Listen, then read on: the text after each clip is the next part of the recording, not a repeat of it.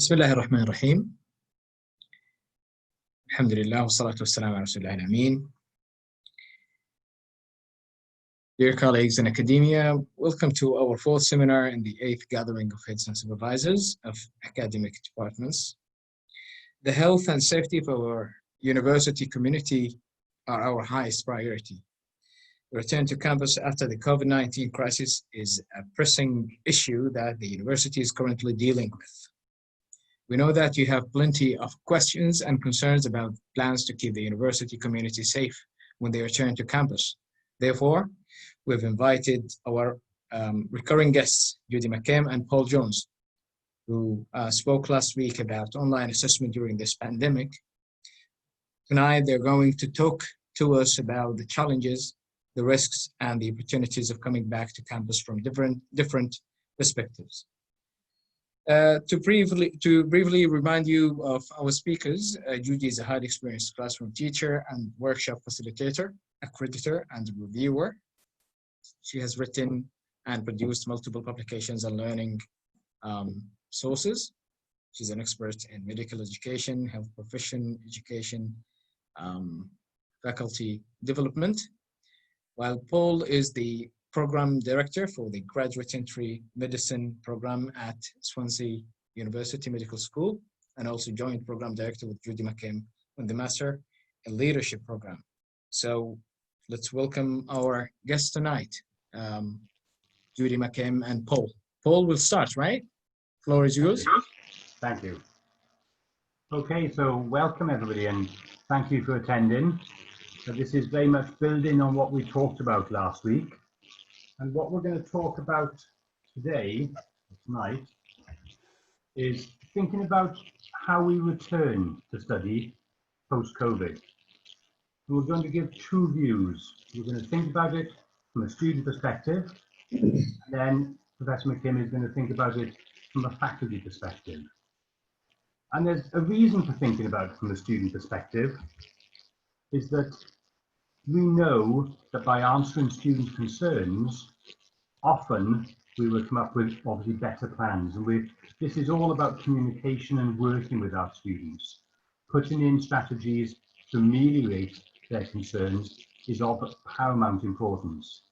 And I think the importance of trying to get students back to normal study is something which a lot of universities are struggling with at the moment. So what we hope to cover in this webinar is thinking about some points for consideration about returning to campus, considering from the student perspective, and then moving on to think about the issues, choices, and the consequences for the wider university and obviously your faculty. At the same time as emphasising the importance of managing expectations, fear, and there is fear amongst students out there thinking about returning to perhaps group teaching, and the uncertainty. And I think the main thing is the uncertainty that this presents. We talked last time about it being a balancing act, very much about balancing learners' needs and concerns with the university and the teacher's capacity and concerns. And what I'm going to concentrate is the learner's needs. And the way I've done this is in talking to students from all around the country and all around the world and thinking about what questions are they asking. So this is based on a series of questions and then thinking about how we answer them. And I think answering them as honestly as we can and realistically as we can.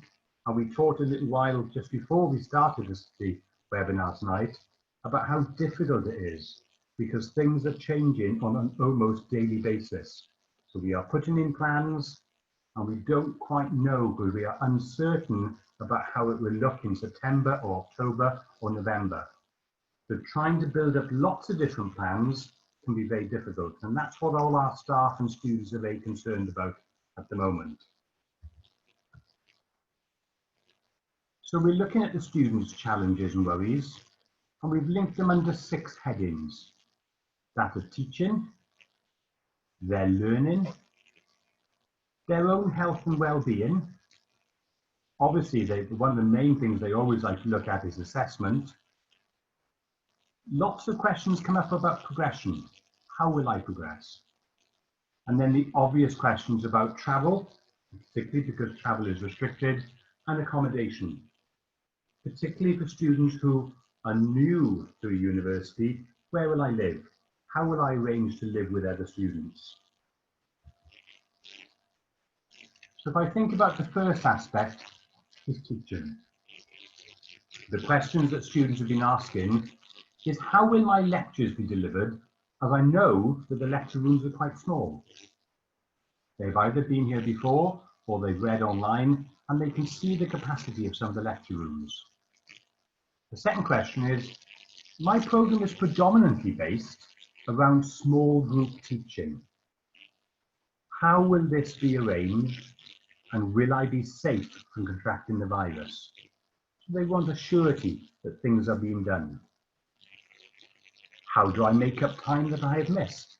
If I'm coming back into the 2nd or 3rd year of a program, how will I make up that time missed? And do the rules of social distance apply to me as I work in a healthcare setting? And I need to be able to interact with patients and not always virtually. Yes, I can do consultations through a virtual environment, but I want to actually meet patients. And how will I get around that in terms of social distancing laws? And in response to these, we know that when you think about the size of lecture rooms, universities have calculated the maximum numbers of students they can reasonably get into their existing lecture rooms. And even though the majority of lectures will be delivered online or virtually, either synchronously, meaning at the same time as the students, or asynchronously, so producing a lecture which the students can access afterwards.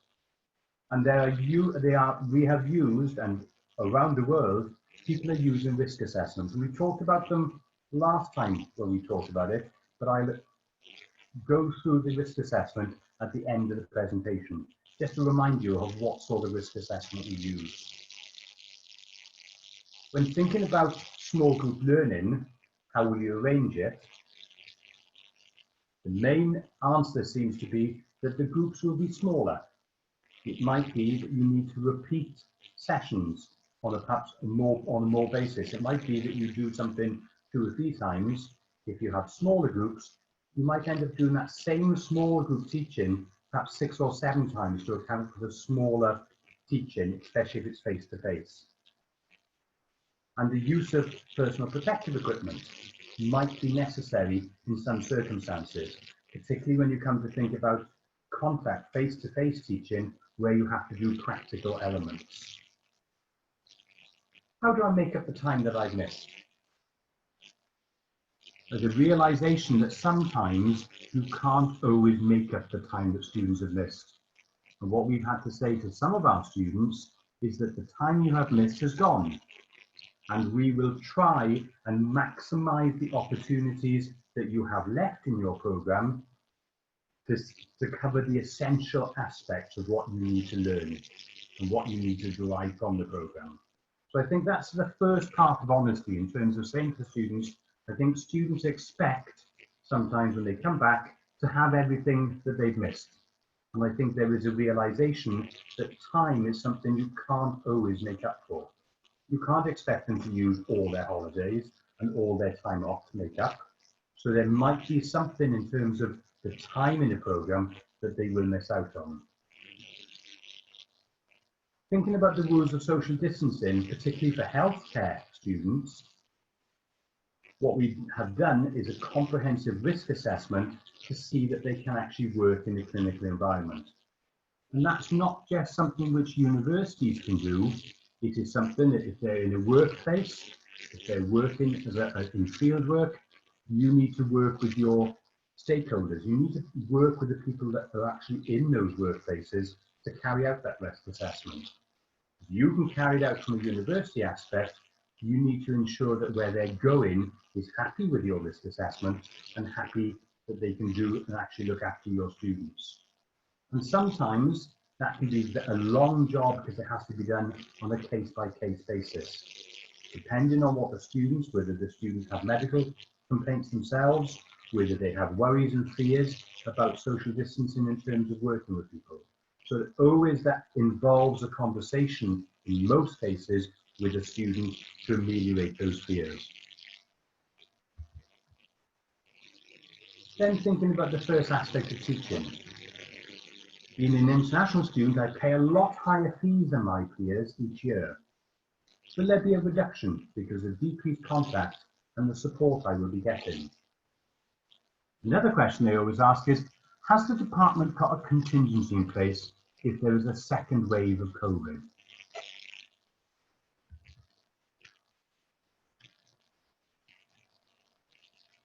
Being an international student, again, thinking about fees, I think you need to, again, an element of honesty and essentially say, no, there are no plans. But it's the case, you wouldn't just say to a student, no, we're not reducing it. What you can talk to them about is, there are no plans to reduce the fees, and explain that the teaching content of the program will be covered, whether it be virtual or otherwise, and the support you will have in place. It might be that you might not be able to meet people face to face, but I think we have used Zoom and elements such as e-learning resources so effectively recently that we know we can keep very good contact with students. And has the department got a contingency in place? How many contingencies would you need? Are we going to go back to normal? Are we going to be worse in September than we are now? Are we going to be better? Again, these are all unanswered questions. And what we've explained and what the majority of universities are doing is that the majority of the lectures will be delivered online. So they can continue even if there's a second wave. So if there's a second wave of COVID that strikes and you have set up all your learning to be done online, that learning can still continue. Obviously, there are face-to-face elements, and I'll cover some of those, that you can't deliver, may not be delivered on a second wave. But a lot of the theory base behind what you're teaching can be covered in a Zoom session. And obviously, with respect to placements, whether it be fieldwork or a clinical environment, obviously, if a second wave comes, we will need to reassess, because the hospitals may not be able to take the capacity of students if there is a second wave of COVID. In the UK particularly and around the world, healthcare students have been working in their local health services, usually as healthcare support workers or in a slightly different role. So they are learning all the time. Then thinking about my learning. How can I study effectively when I know that my studies have been disrupted? Thinking about research, I work in a very small lab, and there don't appear to be plans for me to return like the others. They've been talking about other people returning, but no one has talked about me because I work in a very small lab with a couple of other people, and I know that we're not going to be able to get the number of people in my lab that I need for my research to continue. Another question that comes up is, my project involves liaising with lots of people. How do I do that now? Or that I'm aware that some workplaces have restricted numbers, but they are taking numbers in workplaces, but they're a lot less. How will that affect my placement? Will I get the same time? I think thinking about how you can study effectively, that we need to emphasize that continuing to study is important.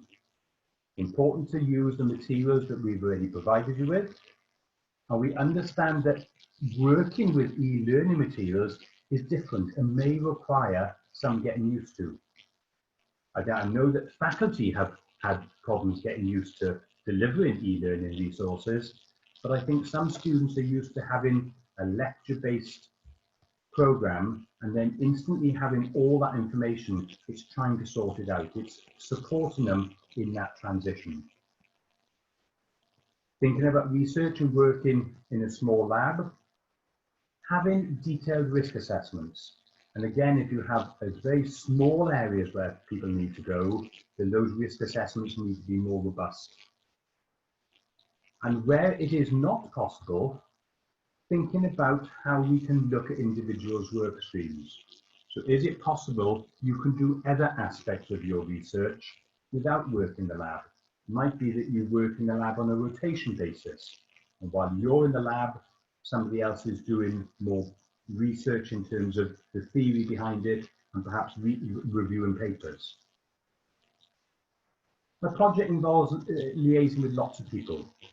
And I know over the last few months, we have demonstrated probably very effectively that this type of work can continue. Using Zoom and other aspects, we know that we can communicate with people very effectively. And then thinking about the workplaces being reduced in numbers. The first aspect to think about is safety. And we and I know other universities are working with their placement teams to ensure that social distancing is safe when they're in that environment. And it may be that some of you may complete your duties in terms of field work or clinical work in shifts. It might be that you have people going in early in the morning to lunchtime and then having a second shift from lunchtime until early evening, so that you're making maximum use of the clinical opportunities or the workplace. But again, that will depend on the workplace normal working hours. Third thing to think about is the health and well-being. What happens if I get COVID-19 in the second wave, if there is a second wave? Other concerns that students are thinking about is I live with my elderly relatives and I have to shield them from the potential of the virus. How can I do this as well as return to my studies? Or it might be they have concerns about their own health. I am asthmatic and I have read that I am more vulnerable than other people. What will happen to me? Can I go back to work?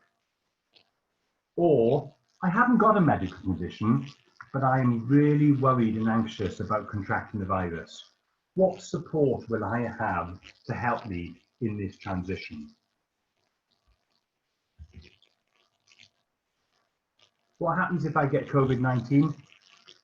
Now, what we do now at the moment is thinking about you will need to continue to adhere to whatever regulations, whatever rules have been set up with regard into the country you're in terms of socially isolating should you contract COVID-19.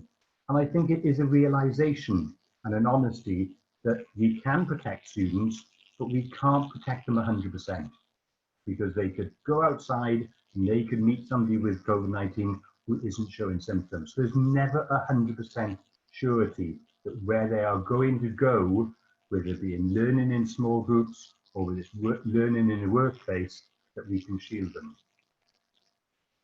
Thinking about when they're with elderly relatives, part of the risk assessment will assess these. It will identify the issues and you can minimize. Again, you can't always exclude them completely, but you can minimize by making sure that people adhere to social distancing rules, but be honest and say that 100% safety is not possible. Unfortunately, there may come time, particularly if students are unwell, if I am asthmatic and read that I'm more vulnerable, that it may be that we need to talk to students about potentially suspending studies. It may be that they have got certain medical conditions and they are so worried that that is going to make them anxious and they're not going to be able to get on with their studies adequately.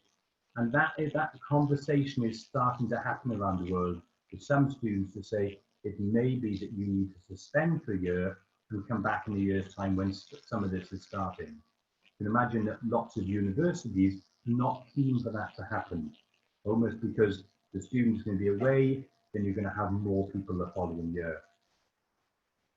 And then those people who haven't got a medical condition but are worried. Part of it is taking the necessary precautions, but more importantly, to sit down with those, to discuss it with them, have regular support sessions set up. Is that we know that when students are normally in the university, you will meet them at regular intervals. It becomes even more important because a lot of them you may not be saying face to face on a regular basis, is making sure you have regular signposting for the students that they know where to go should they have worries, but also that you have certain members of staff that contact them either on an individual basis or perhaps in small groups. What we're doing in Swansea is we meet with groups of about 10 or 11 students every week. And that provides a forum for which they can talk to each other, but more importantly, they can talk to us and we can try and allay some of their fears. I think one of the issues lots of students worry about is assessment. And we know, will the pass mark of my future assessments be adjusted because of all this disrupted learning and the crisis that have happened? So I may not have as much knowledge next year as I should have. Will the pass mark be lower? For other people, I've just finished my second year, and this counts for 40% of the marks for my whole degree. How are we going to work out this? Because we didn't have finals exams at the end of last year. So how are you going to work out where I come in that 40%? Or some students are saying, I was doing very well last year in comparison to my peers. Will this be recognised? Will I be able to get some sort of recognition and extra marks because I was doing very well? Even though I might not have exams, I was doing generally very well on the coursework. And I think when we talk about pass marks for future assessments, again, an element of honesty, it's important that this is very difficult to achieve, that standards need to be maintained. Often when you look at a degree, or especially if it's a health professional degree, there tend to be regulatory bodies outside of the university that set standards. And I think students need to realise and understand that those standards must be maintained. You can't drop standards. I've just finished my second year. Again, this is thinking about looking at the university regulations, working with the university departments to see if you can increase perhaps the amount of contribution for the following year. But the minute you change things, you're always going to disadvantage someone. And that puts you on to the last point of, if you say, well, it was meant to be 40%, so instead we're going to move those marks into the year that you're coming into now. But I was doing very well last year and I might not do as well this year, so that's unfair. So will it be recognised? And sometimes we need to say in terms of, if you were doing very well last year, sometimes we are where we are in respect to that point.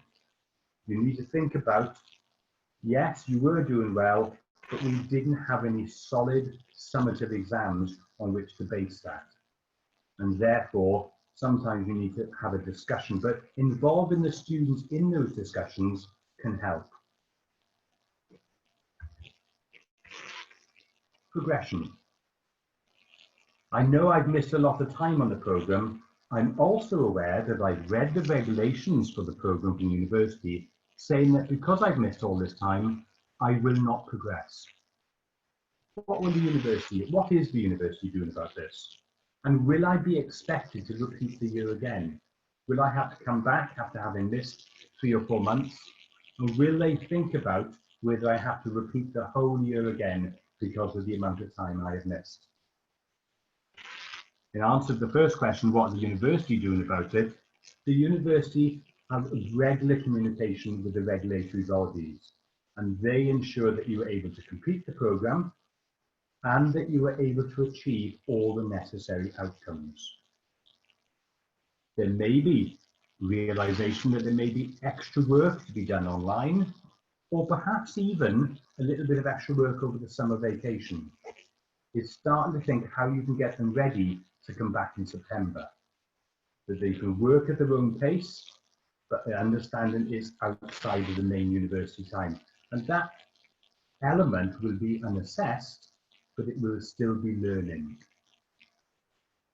Will I be expected to repeat the year again? What we're talking to many other universities have said, is that there are no plans for any student who has missed time due to the COVID crisis to repeat a year. However, there are always differences. And I think if you think about a student who's missed additional time on top of the time they've missed from COVID, and you might have had students who have missed 3 or 4 weeks even before the COVID crisis struck. And therefore, when you put all that time together, they might have missed a lot of time, and you would have to discuss that on a one-to-one basis. And that's what we're doing. In terms of some of the people in our clinical programs, there are some students who have had illnesses before all this crisis happened, and they already had time to make up. They've now got a lot of extra time to make up compared to their peers. And sometimes that's that difficult conversation to have with students, to say that depending on what they want to do, but also to making sure that you want them to get through the program itself. No good allowing students to progress if you know that they're going to struggle and fail the following year. And sometimes you need frank conversations with students to explain that it might be necessary to repeat the year, but that will be done in discussion with them.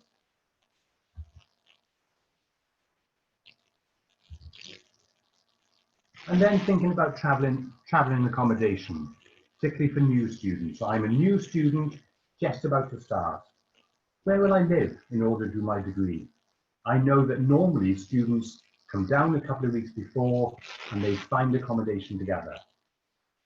And if I do find accommodation with other students, can I arrange to live with them with the social distancing?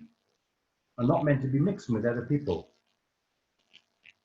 As Judy mentioned at the beginning, I'm an international student and I can't seem to get a visa to travel to the country. What do I do? And if I can't get there to start the program on time, will I still be able to do the degree this year? I think when we think about a new student starting where they live, we look to places like Singapore, which have set up what we call travel bubbles. And they're looking at setting up communities where students can work together and they can live together. It's been predominantly used for travel in terms of looking at travel from country to country, but also the idea that you can think about where students are living and use that as an advantage to think about how you can study together. Can I arrange to live with other students? Life is going on, people are moving houses, and obviously living with other students is permissible, because they would then become part of your household. They would become part of your bubble, your social bubble, in which you can be safe. Thinking about international students and visas, we know that the majority of visa establishments are now open throughout the world. But I suspect, like many other industries, they are working virtually or from home. And we have ensured that we've said to our students, keep contacting them, because if they are not for a particular region, so if in a particular part of the world, the visa companies aren't issuing new visas, this is only affecting really new students. Previous students who are coming back to return tend to have a visa which lasts the whole of their program. So getting a visa is less of a problem. It then becomes more a problem of, are they allowed to travel? And then thinking about If I can't get there to start the program, will I still be able to do the degree? Again, up to a point. This is where honesty is important. The majority, you can explain, the majority of the program might well be delivered online. So it's not essential to start the program being physically present. But you must emphasize that if you have elements of your program which have to be face-to-face, you will come to a time where you have to say to the student, you have to arrive by a certain point, otherwise you will have missed too much. And again, every program will be different. It depends on how soon your field work or your clinical place work is in the program.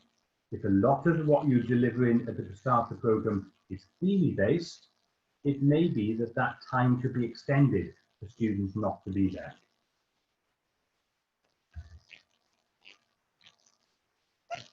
Other questions that students have asked is, I've heard that when I return to the country, I have to quarantine for 2 weeks. My visa only starts on the first day of term. So would I be okay to miss the first 2 weeks of classes? So if I arrive in the country with my visa, I will then have to self-isolate and quarantine for 2 weeks. And not being able to get back there for a while because of travel restrictions in either my country or your country means the lectures are in the evening and night time due to time zones, because I might be 7 or 8 hours away from you in terms of time. I feel this is a disadvantage in me because I'm going to feel tired. So can this be compensated in any way? Can you make allowances for what I'm doing? You can talk about the majority of classes being online. Again, the elements of face-to-face, we will ensure that when you can do when you complete your quarantine. If it's only for 2 weeks they have to quarantine, it's unlikely that the first 2 weeks of what they miss will be that important in terms of won't be able to redo it. And the second thing about not being able to get back and having a disadvantage because of time zones is need to emphasize that a lot of the sessions that universities are now producing are being recorded. So that, yes, you might not be able to learn synchronously along with your fellow students, but asynchronously in your own time zone that you'll be able to look through those lectures. And then you need to think about, are there elements that they don't understand because they weren't able to ask those questions at the lecture? Is setting up forums, setting up perhaps one-to-one or small groups where you can talk about aspects that they didn't understand. It's all a case of making yourself available for the students. We talked last time about the risk assessment, and I think risk assessment is something which is so important in terms of thinking about, if you're looking on the far right, where things are actually certain going to happen, but they'd have a catastrophic effect for the organization, then obviously you're in the red area where they are extreme. All the way down to thinking about things that are rare or insignificant, where you can easily mitigate the risk by normal day-to-day processes, might be low. And every aspect of your program would need to be assessed using some aspect of this. So you think about an aspect about returning to clinical placement. You might think of a question in terms of what are the chances of the students contracting the virus? If they're going to follow PPE, personal protective equipment policy, then you might find that it's unlikely. You might find that you might have to make some minor modifications, but it's unlikely, and never that would put you into low bracket. And I think anybody that would start to verge on the moderate and further moderate the high to extreme, then you would obviously need to think about how you would ameliorate that. So in summary, we know that the challenges arising from return to work post-COVID can be summarized under 6 main headings: teaching, learning, health and well-being, assessment, progression, and travel and accommodation. But I think the main feedback is being honest and transparent and learning from others is the best way to tackle these issues. Thank you. I will pass on to Professor McBain. Thank you very much. Thank you very much, Paul. Yeah, do you want to do a question at the end? Yes, please. Yeah. So Okay. thank you very much for the questions that you've raised. They will definitely help in the planning for the return to campus. We can see that these questions may offer good data for like a SWOT analysis, maybe, that can make decision makers think proactively and wisely and be prepared for many scenarios in the future. True. So, Judy, are you there? I'm here. Yes, I'm here. Paul, can you unshare your screen and then I can share mine, please? Thank you.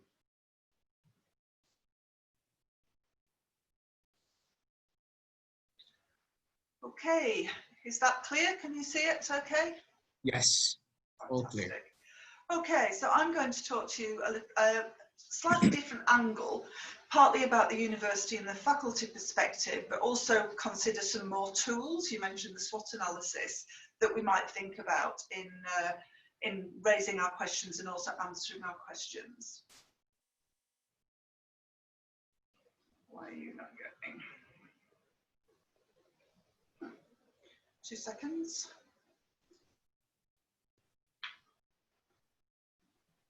That's not moving, is it? Can you try to move it? No, it's not going. Just a minute. Ah, yes, it's just, yeah, it's just slower. Right, wait a minute. I'm too impatient. Okay, so as Paul said, this is a huge balancing act, isn't it? We need to think about the learners, and Paul's considered all their concerns that the learners raise for us. But we also have to think about it in terms of our own capacity as teachers, and also the concerns of the wider university. So it's always a balancing act. And one of the big issues that is so uncertain for a lot of us around the world is, are we going to be returning to campus or not? Are we going to be returning fully, partially? Are some people returning? Are some people? We really don't know.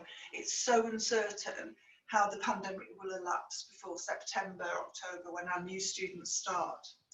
So I'm just going to consider some of the issues, a little bit like Paul said, some things about learning and teaching and administration, about research activities, about learner and faculty support and well-being. And Paul mentioned this, the idea that there's fear and anxiety, and that is huge. And there's a lot of behavioural science predictions that that's going to be a big issue for us, that people are going to be frightened, and then people don't behave always rationally when they're frightened and anxious. And then the sort of campus facilities we might be able to provide or people might require from us. So a few of us, including Paul and myself, wrote an article in March when the whole thing kicked off. And we talked about how we needed to adapt to rapidly changing circumstances. And this was due to the fact that Paul and I couldn't travel to Kuala Lumpur for a conference. And so we had to think on our feet and think how we could do that. And we wrote about that here. But one of the things that we identified was these were the core elements of the safe environments, and they're as valid now for returning to campus as they were in March when this all sort of elapsed. So safety is paramount. Physical safety, paramount, but also psychological safety. But with the virus, physical safety is so important. And communication and transparency is key. And I think one of the things is we have to sometimes admit that we don't know and actually say we don't know, but these are the things that we can put in place, and these are the mitigations we can, and contingencies. So everybody needs to be very flexible, I think, and we're going to have to remain flexible right up until the time that we know what can happen in September, October. As we know, technologies can help, and you know, Zoom shares have probably gone through the roof during this pandemic, but you've got to be realistic. You can't do some things with technology. Some things have to be face-to-face. Some things have to be using physical facilities like laboratories or whatever. We've got to think about this need for psychological adaptation to change and crisis.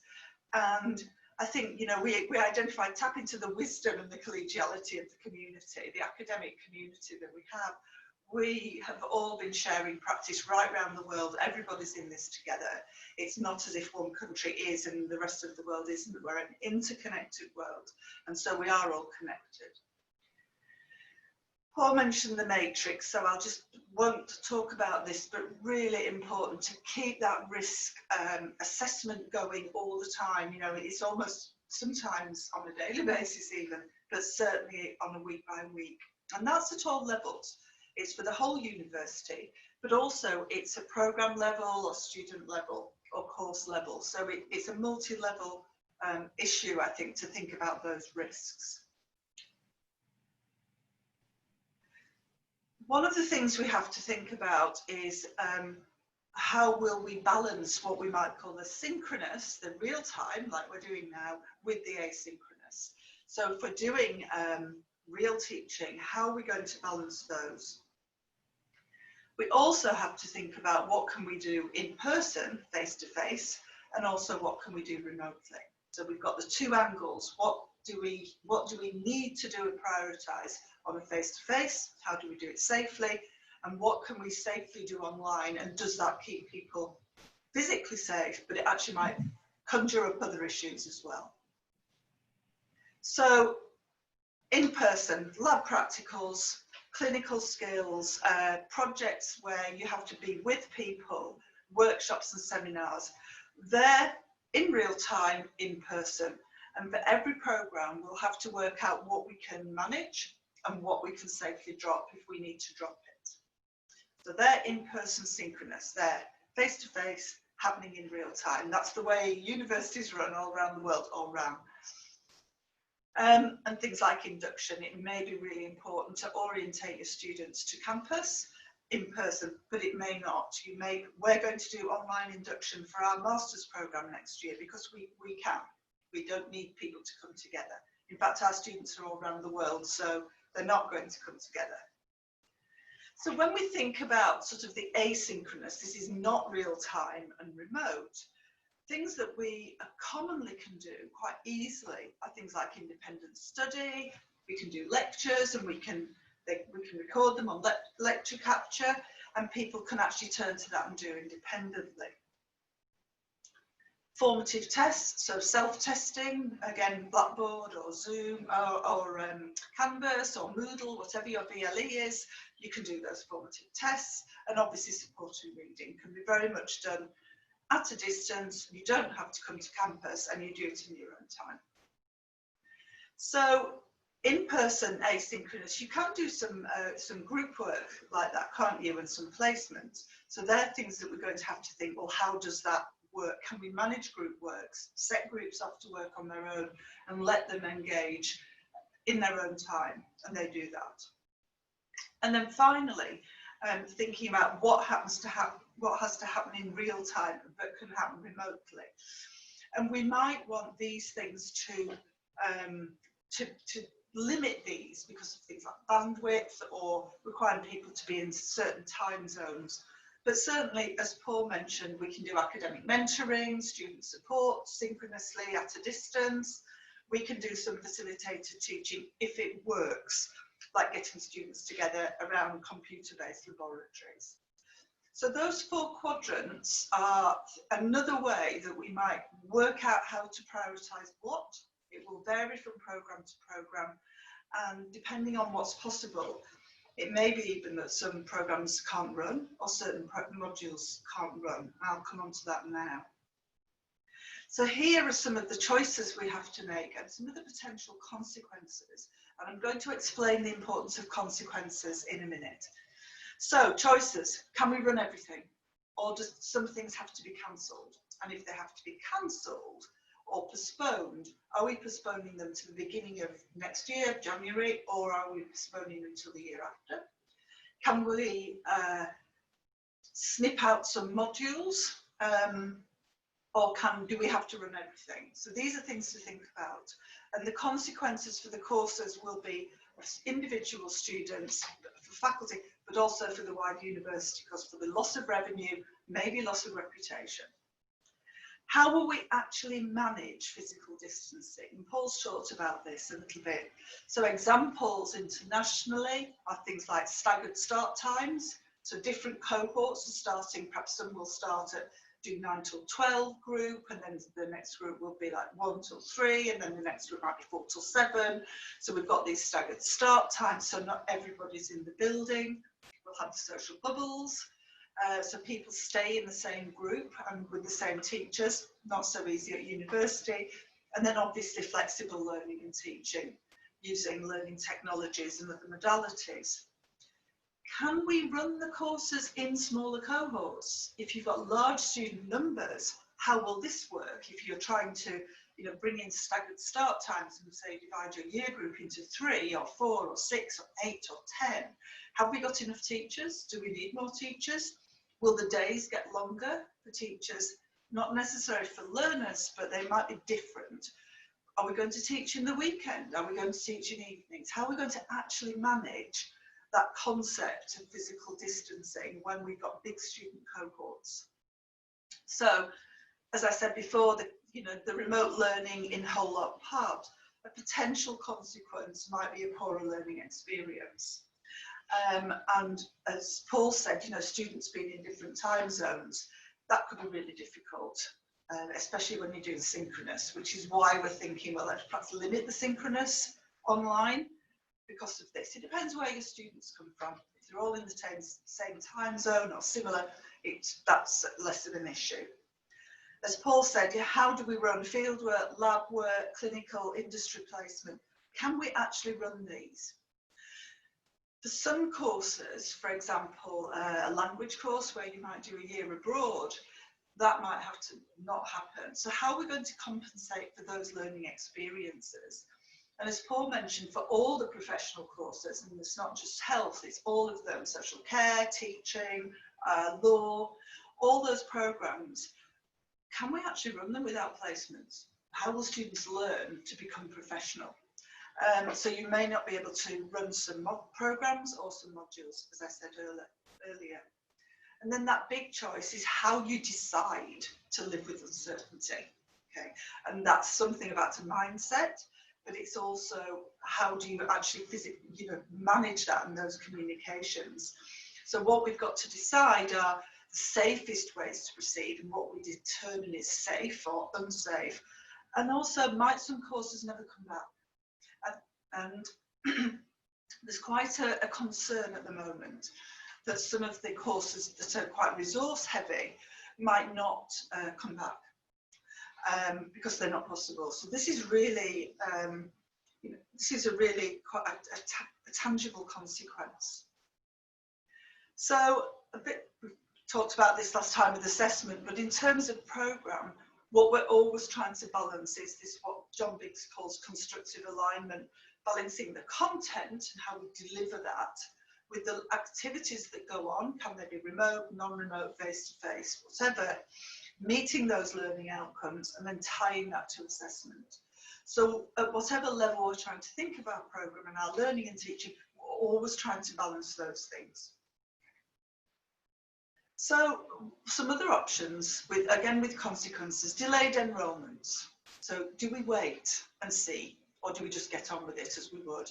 Do we move semester breaks? Do we actually think about shorter semesters or terms, longer breaks? How do we balance that? How do we move our courses online? What about the content? Is everything relevant? When you are trying to manage these cohorts, do they need to know everything? Can we condense it? Can some modules go, even if it's just for this year or next year? So some options, you might actually decide just to do the core and not offer the options. Or you might decide that the options are more manageable and they will split the students into smaller groups. So you might keep your options. This depends on your programme, the student numbers. As we talked about last time, how can we manage online assessments? And throughout all this shift, we've got to maintain academic integrity and make sure our students and our faculty behave well and in a trustful way, but also that the integrity of the course is maintained as well. So I just wanted to talk about a couple of different concepts really. One of them is upstream and downstream interventions. And excuse me, I think with the COVID pandemic, it's really easy to be reactive as opposed to proactive and just respond in the moment and the time and think you're doing what's best at the time without thinking of the downstream consequences. So the downstream benefits, costs or consequences result from decisions made today. So if we decide to cancel a course or a module, that will have unanticipated effects and it might set off unintended costs and consequences downstream. So I'll give you an example. A lot of universities are very strapped for cash in the UK. And most universities are looking at trying to reduce their staff costs by enabling people to retire early or take voluntary redundancy or other means, or work part-time or flexibly. That might be really good in the short term and save lots of money. But actually, if you lose all that expertise and experience of your very experienced teachers or faculty or administrators, 2 or 3 years down the line, your course quality might have degraded, because you'll have lost what made it special. So we've got to think about the consequences of downstream. This is particularly for the sort of senior leadership. So these downstream consequences then, you might lose programs, you might lose modules, you might lose faculty. If somebody's an expert in something and it's decided in the interest of costs that they can retire early or take severance, then actually that module might not be able to run because that person is the expert on X. Okay. We also might lose international students because they might decide to stay in their home country, or they may not really want to do the online learning. You might not be able to cater for them as well. We might have a permanent shift to blended flexible learning and assessment. I hope we have some shift and don't lose what we gained. But I don't think universities will necessarily be the same place. And one of the things is this large face-to-face lecture.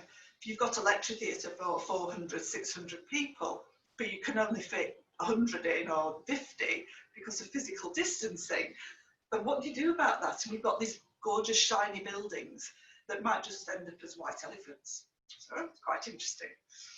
So one of the things that we encourage leaders to do is think about what we call the upstream interventions. So this is going back upstream, up the stream to the source.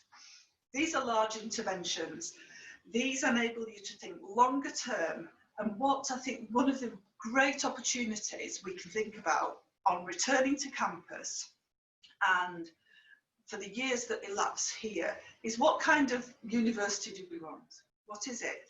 So the mainstream, what we do with the upstream is we demand this idea of having a healthy, this is about health, but a healthy society, but we want a healthy university and healthy students and healthy faculty in a widest sense.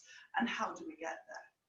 So if we want to provide something that's different, we have to think about the policy interventions and making some bigger decisions that actually enable us to have this university or society that we envisage. So another thing that I think is quite important as well is just going back, I mean, Maslow's hierarchy of needs is very old. It came out in the 1940s or 50s. This is quite important because when we're returning to campus, absolutely at the bottom are the basic needs, and we have to meet those. So it's still very useful to think about, well, what do people need physiologically?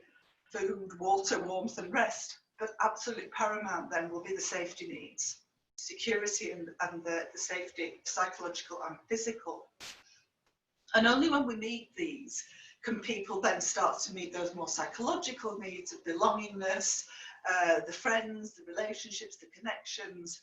They can start to feel accomplished. This is for faculty and for learners. And then ultimately they can feel their potential. Now, before COVID, we took the safety and physiological needs for granted. We provided shops and toilets and structured our sessions so that, you know, people had a break, and we had semester breaks and summer breaks. It was a safe place to work and live. We didn't really think about it because it was all there. And what we were focusing on were the top ones, what we call the self-fulfillment needs, about education, being allowing people to fulfill their potential. But now we're right back to basics again. And so I just wanted to remind us that these are the things we have to attend to in order that people will start to achieve and feel, you know, less anxious and less fearful. And then another way of looking at these human needs, and I think I just put this one in really because of the needs 1 and 2. Tony Robbins suggests that all people individually have these needs. And he talks about them in terms of paradoxes, but the top 2 are really important because what we've got to give people is some certainty, but also some variety. So if we start to make things, we can't make everything certain. And so we're stuck because we're not allowing people to have that safety. And they might feel, there's a big worry, I think, that people perhaps won't return in September and they'll defer for a year and we won't get new students. I think we will because they'll want variety. But so we've got to make sure there's as much certainty as there is, and then they can feel connected and signified and grow and contribute. So this is a slide from a colleague of mine, Joe Bishop, who works at Bond University in Australia. And these really, I'm not going to read everyone out, but these are some of the things we've got to think about with learner support and well-being. And Paul mentioned most of these, transitioning to new universities or new country, academic workload, social isolation, that could be worse with the pandemic, poor resilience, and then other things such as personal life events or emotional instability. We are wondering, you know, how will it be to be all back on campus with crowds? How will people feel about that? So these are just some of the ideas that we need to think about all these things and make sure these are in place for our students. And then thinking about our faculty and our staff, people will be anxious and fearful. It's understandable. So if we can create opportunities for people to talk and receive support, give them some reassurance about their jobs and working conditions. And we've just had an edict from our Vice-Chancellor today saying that all casual staff who've been employed for longer than 4 years will be made permanent, because everybody was worrying about short-term jobs and casual jobs. That's really good because it lets people have some certainty and they also feel valued. So how do we manage physical distancing? Let people work flexibly in terms of time or home working, and then we might want to create bubbles as well for our faculty and our staff. Excuse me. And also plan for people to be off sick, because they probably will, like me just right now. So set contingency plans in place. And that's not just for teaching, but it's for admin as well. And then thinking about Herzberg's, what he calls the hygiene factors. People can only feel motivated and have job satisfaction if what they call the red ones, the dissatisfieds, are met. Their salary, job security, working conditions, relationships. So we've got to attend to all the red zone before people can get to the green. So again, it's a bit like the hierarchy of needs again. So these are some of the things that we've got to think about. And I've been really pleased with our university because they've been very transparent and very thoughtful about communicating about these hygiene factors, which I think for a lot of people has been really helpful. So another way of thinking about, you know, rebuilding and coming back is let's get the culture right. This is Daniel Coyle's book, The Culture Code. And he talks about having groups and teams and the culture of a place, an organisation, about building safety, signals of connection, about sharing vulnerability. So we face mutual risks with the pandemic. Excuse me, I've either got hay fever or post-COVID, one or the other. And also establish purpose, tell some stories about narratives, shared goals and values. And then I'll just close on the leadership things really. But thinking about this operation of leadership and followership, show respect for people and their needs, recognise people's input, be responsive and take responsibility, and give people responsibility as well. And I think this is really important, you know, enable faculty and students to develop and empower people, set the parameters for the culture and for the change and the vision of returning to campus, but let people be empowered to do that. Also, I think really important is what they call intellectual humility. Admit when you haven't got things right, learn from criticism, but also seek different points of view. So you hear about the students, the faculty, the admin, how do they feel? Take some courage. We all have to put some personal interests aside, don't we, when we're teaching, and it might require some personal risk taking. I'm sure, you know, 6 months ago, none of us would have meetings like this and webinars like this, and we've taken some courage to put ourselves out there, and then be accountable. So demonstrate confidence in people by holding them responsible for their performance. Okay, so we don't let people sort of get away, even when they're working remotely and everything. So the last slide really is back to the new normal. So we've got to manage risks, we've got to manage uncertainty, we've got to communicate plans clearly and transparently, be honest with your students and be honest with your faculty.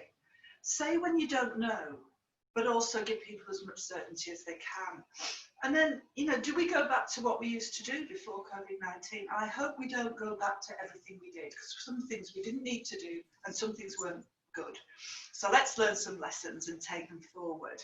But I think one of the things that I'd share, it's a bit like the Brené Brown thing, just be kind to people, be kind to yourself and be kind. And in that return to campus, think about how people might feel and put all those elements of safety, physical and psychological, together. Okay, so thank you. That's the new slide. Thank you. Yeah, thank you very much. Thank you, Judy, for this. I mean, empathy and the return is quite important, and people need to. I mean, we as teachers, as faculty, need to consider many issues that have to do with our clients, our students, rather. So, what is the situation currently in the UK? Have you guys like announced any clear plans for the return back to campus? Yes, in a lot of ways. I mean, we had a talk from our head of college, as Paul mentioned today, which obviously comes down from the Vice Chancellor.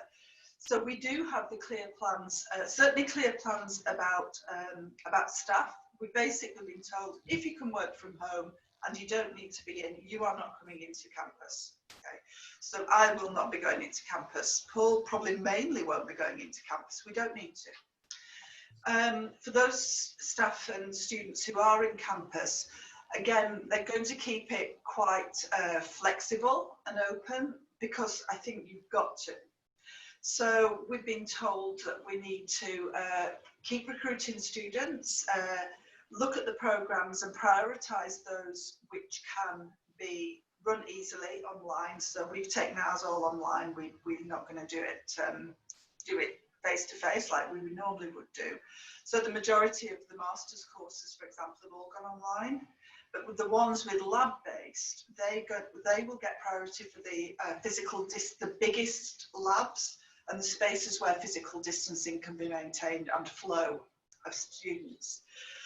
So some things we know, like clinical skills and laboratory-based skills, they will be in smaller cohorts and things, and people, but the physical distancing is really important, because like the Maslow, the physical safety is vital, because if you get an outbreak of COVID or a cluster and you can contain that cluster and they're in a bubble, you're safer. But if you can't, then your whole university might have to close, and then what do you do with your students? So I think we're all going to be playing this very delicate thing, you know, and we've all been told if we have COVID symptoms, we need to report, and that will be the same for students. You know, there's no stigma. If you come down with symptoms, you have to self-isolate for 2 weeks or a week. There's no stigma about it, but we need to know. So that's so important, because if people, you know, continue coming in, then that will just spread around like wildfire. So Paul, if you have any more. Please, Paul, yeah? Yeah, I think as Professor McKim said, it is very much a balance. It's trying to think what we are able to do in terms of being returned to work, but the main thing is safety. And you know, that is of paramount. And I think a lot of students, and indeed some of my staff, are very concerned about them going back. They are at the moment, all their teaching is online, and there's very, very little face-to-face teaching. And I think come September, I think some of them are saying, "Oh, I can't be thinking about going back. I can't teach face-to-face. I want to do it all online." And I think we do need to have that balance of thinking, yes, do we go back to the normal, what we used to do it, or do we have a blended approach and use both approaches? Okay, great. Okay, so let me go back to Judy. We're talking about thinking upstream. Was the herd immunity thing that took place in the UK was some kind of this thinking? Was it like an upstream thinking? No. And kind of this Completely the opposite. It wasn't. It was it was wrong, because you can't get herd immunity with something that's brand new and you haven't got a vaccine. But also it was very much an example of downstream thinking, reactive. Let's get everybody get the virus, and then they've caught it, and then we'll be over it. No. And that's why the upstream intervention really was the lockdown. That comes to a point where you have to lock down, and that actually is a protective upstream. And what you have to think, then we have to live with those consequences of that. But we need then to go back further up the stream, as it were, and, you know, think about, well, what policies do we put in place? And I think most countries are doing similar things. You know, they're easing lockdown, they're sort of keeping social distancing, and really seeing what happens. And of course, everybody's really waiting for a vaccine to come and see who gets it first. You know, so I think those policy interventions, but one of the things that I think the idea of upstream and downstream first came from health and health equity. And it was thinking, if we just deal with the symptoms of disease, say obesity, and people get, I don't know, cardiovascular disease, or they have a stroke or diabetes. If we deal with the diabetes, but we don't go back and put policies in place which are about addressing the causes of obesity, so that would be lifestyle, diet, poverty, etc., then we will never, we're just intervening at the wrong place. We've got to go back upstream. And you'll see all public health improvements have really been about upstream interventions, you know, like infections like cholera or things. The intervention is about safe water and access to clean water. It's not about treating the cholera and getting antibiotics. So that's just an example of what upstream is. Great, thank you. So this question is for Paul. Since you are like a joint program director, and usually UK universities start teaching in September, is there like a possibility that the intake would be a little bit postponed for a while, like to start in January or something? Yeah, I think there are some programs, I think particularly for, and I think the university is looking for, particularly our master's programs, they're looking at a January start. But I think, I know there are some programs perhaps like the non-healthcare programs, but you could start later in the year. But I think all healthcare programs usually have a certain time element that you have to do, as well as you can't make up for time you've missed. If you've missed working on a ward, or if you've missed working in field work in a placement, it's very difficult to make that time up. And therefore, I think the medical programs, the nursing programs, paramedic programs, osteopathy, all those programs will start on time. I think the majority of the other programs, which are ones that don't perhaps have placements and can be delivered online, might well be started later. So it's really, it's only our master's programs, which they are looking at starting in January. But what we've said, even within the medical program, is that we will be delivering probably 80% of the teaching online up until December. I think we wouldn't even consider doing what I would call face-to-face lectures until at least we can review it in November. Obviously, there are some clinical skills aspects of teaching we're going to have to start to do from September. And we need to be looking at more staff to facilitate that, because I do need a lot more staff to think about doing a lot smaller groups. And the difficulty is, because the universities are financially stricken at the moment, that there is an embargo in employing more people. So it's a two-edged sword. We want to give our students a good experience, but the university wants to also save money. And I think that that's going to create, it will create challenges for me in the upcoming months. So I see. So like one size fits all protocol wouldn't really work for all programs. no. Because some questions are, concerning medical education, and especially those lab and practical courses. They need to be, taught on campus, and I think they should be given the priority. I don't know if you would agree with me on this. Yeah, that's what that's what's happened with us, and I think laboratory-based subjects, the sort of the big physics lab, the engineering projects, those that need to be in, as well as things like clinical skills, have been given priority. And those of us who are more sort of conceptual and knowledge-based, then we're taking a back seat.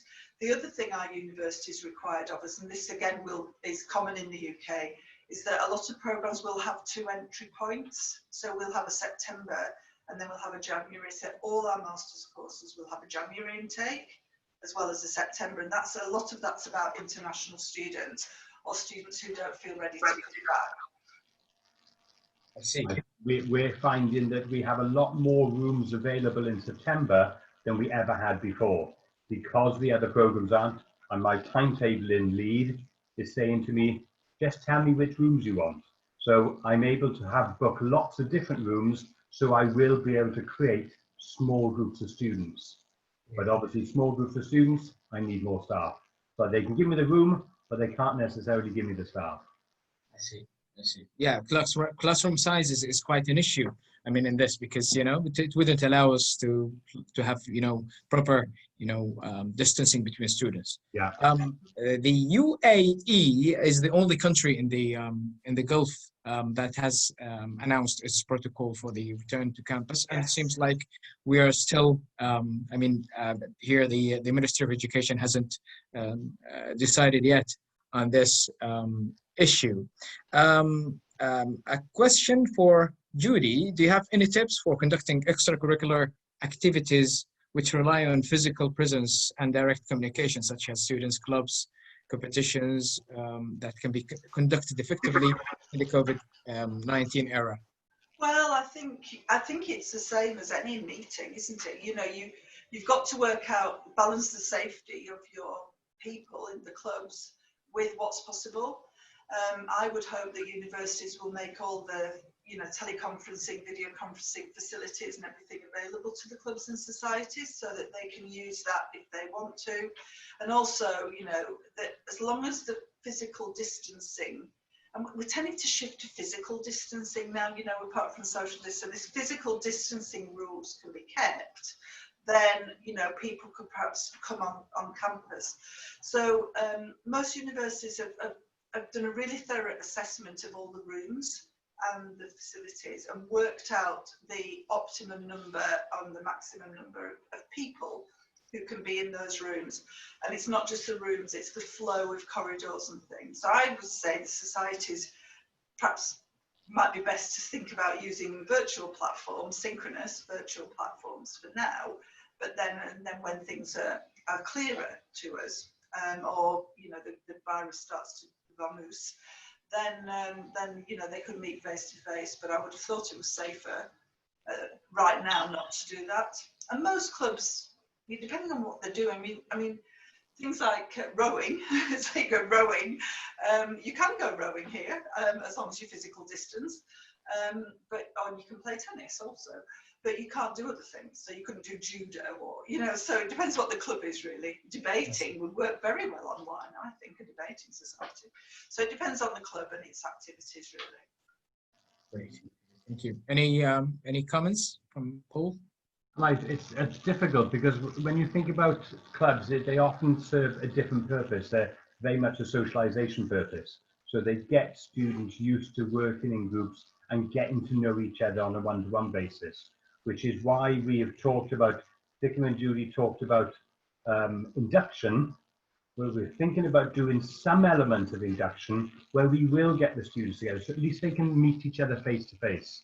Because I think, yes, you can meet people virtually through Zoom and things like that, but you never really get to know people properly until you meet them face to face. And if you just set that up for the first time, even with physical distancing, at least they'll remember faces and their mannerisms, and therefore they start to build a rapport, which can then be continued online.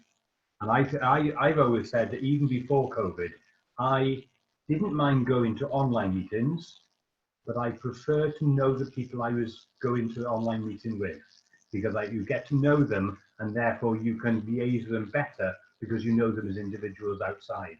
And I think that's what we're trying to set up particularly within the medical program, is set up some sort of induction so the students get to know us, get to know each other before they start to disperse, and a lot of their teaching will be online.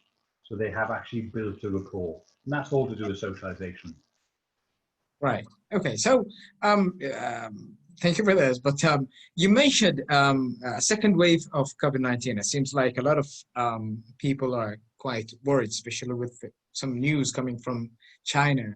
Now there is like a new, I don't know, virus or something that is emerging. Okay.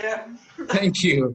So, so in the worst case, why don't we kind of like think of the worst case scenario and carry on what we are doing right now and continue teaching online for some time, for like one semester, and re-evaluate things later.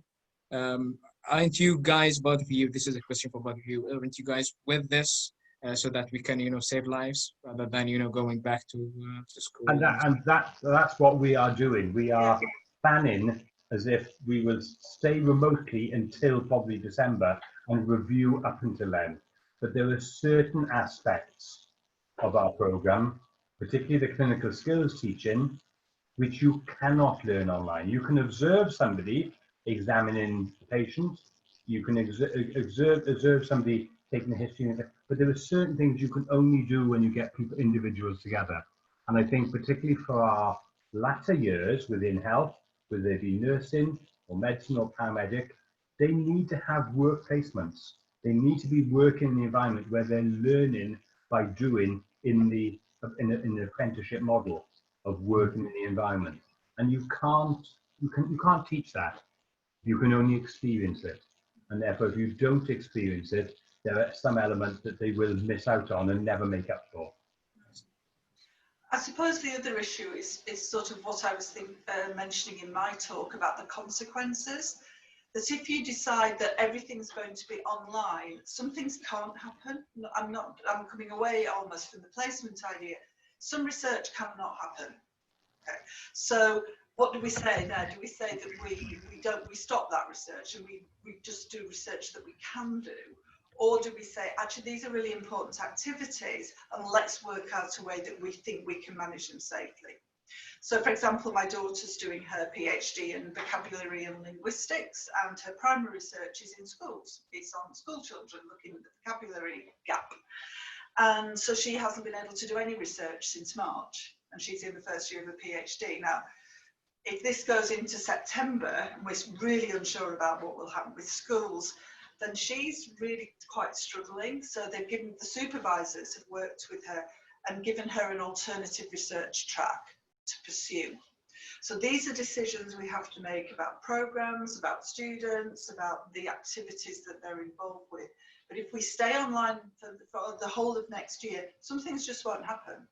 And then they might be lost forever. That's that downstream consequence thing. You know, so if we stop doing it, we might never pick it back up. And especially if we have lost the faculty, or that we haven't recruited, you know yourself, if you don't recruit, if you decide not to recruit students to a program for 1 year, actually you've sort of lost that momentum and impetus, and also then you've no students the year after. So for some subjects, like laboratory-based subjects, you may never get that back, and that cohort of the lost cohort of students will take itself all the way through for the next 3 or 4 years with that loss of income stream. And then what do the teachers do that normally would teach? So I think everything has to be weighed up really carefully, and back to those balancing scales again. I think our university has been actually very sensible. I've been very impressed by the leadership at Swansea. Very careful, very considered, everything's explained to us. They're paying attention to our well-being, our physical safety, our technological needs, the students. I think it's been really good, actually. I've been very impressed. We've got a new Vice Chancellor last year, and you can it's really good leadership, I think. Great. Okay. Is there, like, this question is for Judy as well. Is there a certain, like, program in the UK that cannot be like taught online? I mean, that has to be face-to-face, and they have decided to leave it as is? What, leave it face-to-face, or? Yeah. Yes. Well, I think it's probably what we were saying earlier. Some things we are trying to, what this university, our university, and most universities in the UK have prioritised the return to campus for the things that can't be done online. Okay. So if you've got a programme, say you are in your 3rd year of your, I don't know, engineering degree, and you've got to do a project using the big engineering technology or physics or the lab, then you have to be, you know, if you're going to do research in your final year of your dissertation, or final year of your degree, how do you do that? Or do you say, right, this year nobody will do any primary research, we'll close the labs and everybody will do a literature review? Well, it's not the same skills, it just isn't. So then you've got to think about, well, can we meet the learning outcomes, or do we go back to, you know, do we change the learning outcomes and say for this year? So for things like, say, the science courses, which are regulated now, health science courses, which are regulated now in the UK, then, you know, if they didn't do the lab-based science, they couldn't qualify. So for some things, you've got to say, well, how are we going to manage it? Others, we might say, you know, this year is going to be completely different, and we'll change the learning outcomes. They'll still get a degree and whatever, but we'll change the assessments and we'll change the learning outcomes. But that has to be thought about sooner rather than later. A, it wasn't the course the students signed up for. B, have you got the teacher capacity and the skills to manage in a different way? And also, what will the students feel like? How would you feel if your course was this and all of a sudden it was this? You know, you could be very disaffected. And we've heard in the States of already students have taken legal action against some universities because the provision hasn't been what they signed up for, basically. So, you know, there's all sorts of consequences, isn't there? You know, but I think if things are impossible, I think you have to be honest with your students. It may be that your students take a gap year or so. You know, there's all sorts of possibilities, but the implications for everybody are huge.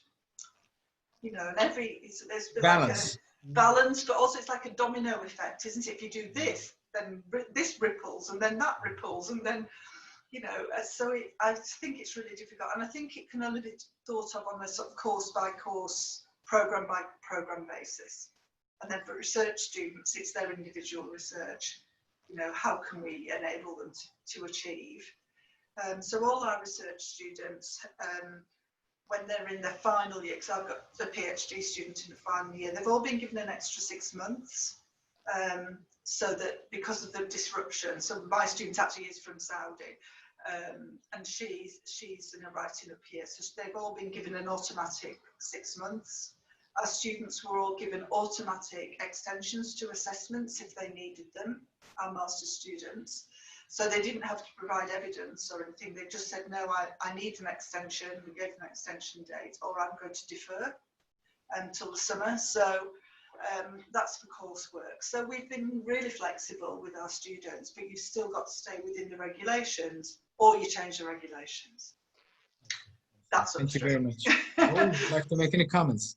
Yeah, I think going back to the honesty part, we have been liaising. This goes back to talking about international students.